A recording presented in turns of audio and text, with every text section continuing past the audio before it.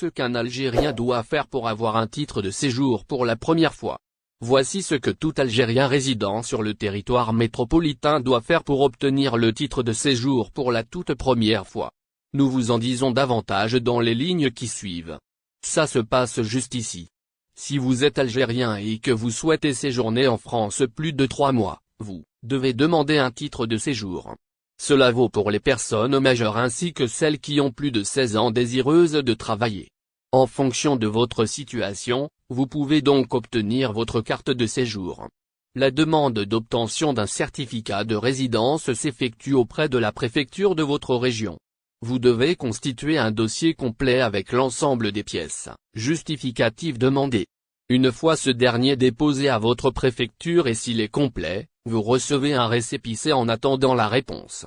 En effet, pour tout étranger issu d'un pays en dehors de l'Union européenne, la loi lui oblige de demander un titre de séjour à partir d'un délai légal de 2 mois sur le territoire français pour entamer les démarches afin d'obtenir le premier titre de séjour.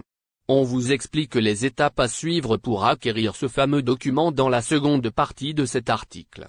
Le média Jalia DZ rapporte l'information. Demande titre de séjour, les démarches à accomplir dans un premier temps, il faut s'adresser à la préfecture ou la sous-préfecture de la région où vous résidez en France. Vous pouvez passer directement via le site web, remplir le formulaire en ligne et renseigner les informations demandées afin de télécharger votre dossier. Une fois cette étape accomplie, vous aurez accès à la liste des pièces justificatives à fournir pour valider votre démarche. Par la suite, vous devrez prendre un rendez-vous en ligne pour vous présenter en préfecture avec un récépissé à la main afin de déposer officiellement votre décès du policier percuté en service, les condoléances de Tebboune. Le président de la République, Abdelmadjid Tebboune, a adressé, ce vendredi, 6 janvier 2023, un message de condoléances suite au décès du brigadier de police, Ouari Abdaïm, percuté par un chauffard à Alger pendant l'exercice de ses fonctions. Dans un message posté ce vendredi soir sur son compte Twitter, le président Abdelmadjid Tebboune a présenté ses sincères condoléances suite au décès du brigadier de police, Ouari Abdaïm, relevant de la sûreté de Draria Wilaya d'Alger, percuté par un chauffard durant l'exercice de ses fonctions la veille du Nouvel An. À Dieu nous appartenons et à lui nous retournons, a écrit le chef de l'État dans son message. En cette douloureuse circonstance, le président de la République a présenté ses sincères condoléances à la famille du défunt, martyr du devoir national, ainsi qu'à toute la famille de la Sûreté nationale. Puisse Dieu accorder sa sainte miséricorde au martyr du devoir national, le brigadier de police, Ouari Abdaïm, et l'accueillir en son vaste paradis. Mes sincères condoléances à la famille de notre défunt ainsi qu'à toute la famille de la Sûreté nationale, a encore écrit le président Tebboune dans son message. Percuté par un chauffard, un policier décède à Alger. Dans ce même sillage, il convient de rappeler que le brigadier de police, Ouari Abdaïm, relevant de la sûreté de Draria Wilaya d'Alger, est décédé hier, jeudi 5 janvier 2023. Le défunt avait été percuté par un chauffard durant l'exercice de ses fonctions à Alger la veille du Nouvel An. D'ailleurs, les services de police ont arrêté le chauffard en question, un jeune homme de 29 ans. Tandis que les services judiciaires compétents ont ordonné son placement en détention provisoire pour homicide volontaire et refus d'obtempérer, revalorisation des salaires, des pensions de retraite et de l'allocation chômage, près de 7 millions d'Algériens concernés.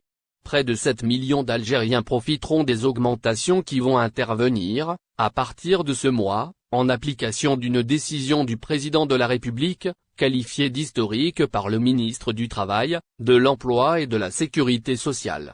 Lors d'une séance plénière consacrée, jeudi dernier, aux questions orales à l'APN, Youssef Korfa a affirmé que la mesure concerne 2 800 000 travailleurs de la fonction publique et 1 980 000 retraités. L'allocation chômage d'un montant de 15 000 dinars algériens sera versée quant à elle à plus de 1 900 000 personnes, a expliqué le ministre aux députés, qui a indiqué que ces augmentations interviendront en 2023 et 2024. Selon Youssef Korfa, le travailleur qui touche actuellement 30 000 dinars algériens devra bénéficier d'une revalorisation salariale de plus de 33% au courant des 2 prochaines années. Dans un autre registre, Corfa a expliqué que l'augmentation des primes dépend des négociations entre les partenaires sociaux et les employeurs en fonction du capital de l'entreprise. S'agissant de l'allocation de la femme au foyer d'un montant de 800 dinars algériens, il a fait savoir que sa révision ne relève pas de son département, mais de celui des finances. S'agissant de la couverture des dépenses relatives aux actes médicaux des cancéreux dans le secteur public, il a souligné que le système de sécurité sociale contribue annuellement au financement du budget des secteurs de la santé et des établissements hospitaliers publics dans le cadre d'une convention. Cette contribution a atteint 112 milliards dinars algériens en 2022 et connaîtra une hausse jusqu'à 122 milliards dinars algériens en 2023. Le ministre a abordé également la question de la retraite accordée à notre communauté établie à l'étranger en vertu de la loi de finances de 2019. Sur instruction du président de la République qui a rencontré cette frange lors de ses déplacements à l'étranger, le décret exécutif numéro 22351 d'octobre 2022 a défini, a-t-il fait indiquer, les conditions, les droits et les obligations d'affiliation volontaire au système de retraite national pour ceux qui exercent une activité professionnelle en dehors du territoire national. Corfa a annoncé qu'une décision interministérielle est en phase de signature et l'organisme devant prendre en charge cette question sera opérationnel d'ici fin mars prochain. Quant aux modalités de son fonctionnement, il a expliqué que la participation sera trimestrielle et elle doit être de l'ordre de 31% dont 13% seront versés à la sécurité sociale et 18% à la caisse de Aslerline, France-Algérie à 56 € seulement. La compagnie aérienne française, Aslerline propose des billets d'avion à 56 € seulement, pour des vols prévus durant le mois de janvier en cours, sur sa ligne au départ d'Alger à destination de Lyon en France. D'autres routes sont également concernées par cette baisse des prix avec la même compagnie, peut-on constater sur son site. Depuis la fin de la saison estivale, les bonnes nouvelles se multiplient pour les ressortissants algériens établis en France concernant les voyages vers l'Algérie. Pratiquement toutes les compagnies desservant les deux pays ont lancé des promotions et des offres promotionnelles et ont revu considérablement à la baisse les prix pratiqués pour leurs vols. Les Algériens désirant rentrer au pays n'ont ainsi que l'embarras du choix pour faire le voyage à bas prix.